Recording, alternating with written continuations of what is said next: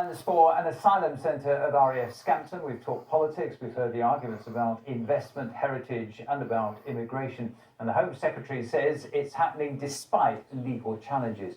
But what about the hundreds of people who actually live on the base at Scampton? Well, for many of them, their homes are metres from where the 2,000 asylum seekers would be housed.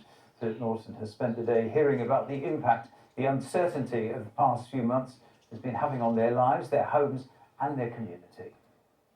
This community refers to itself as Scampton Camp. It's the former marriage quarters for RAF Scampton. In the late 90s it was separated from the military base by this fence, and gradually the houses were sold to private owners. Almost 700 people live here now, and you can see just how close they could be living to what could be home to 2,000 asylum seekers. For some who live so close, there's already been an impact. Hi, I'm John. Hi, I'm Phil. Good to see you. You all right? Yeah. John lost a house sale. This is basically what we're trying to sell. We're boxed up still after 6 months. It all fell through. Well, as you can see, these are all the boxes that are packed up. We're slowly bringing them back in. We're in limbo at the moment. We lost our bungalow that we'd already signed for. They'd moved on, and then obviously the chain broke, and that's it now. Before this announcement, we had loads of interest, but nobody's been around in 8 weeks since, So we can't do anything until they make the decision either way. A few doors down, I meet Neil and his family. They're having a busy day. Hello, how are you doing? How's things going at the moment here on the camp for you? Obviously very down. Not been here that long, 5 years. We're obviously improving the house, trying to.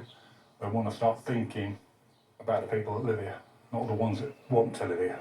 We vote them in. Maybe they should start listening to us.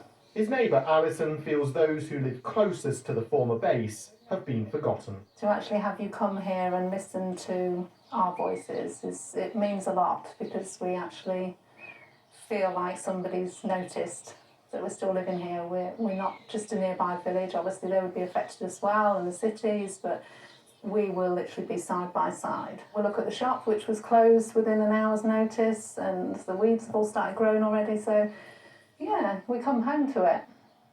So we try not to think about it too much in the house, because you have to switch off at some point. A few streets away, I find Jason, who's previously worked with asylum seekers. It was enough to make me realise that with this particular plan that they're talking about, I'd be deeply concerned for everyone involved, and that includes the asylum seekers. It's just from a personal perspective now. It feels like you take a very large group of young men, in this case, take them out somewhere pretty remote, where just by happenstance about 700 people live, and go, there you go, bye-bye, wash your hands of it and walk away. And then we're left with it to cope with. This is a close-knit community fighting the plans and will stick together whatever happens over the fence. Philip Norton, BBC Look North, on Scampton Camp. There's so much interest in this story. We've followed it from the start and we will continue to do so. Rest assured. Tonight's photograph, stunning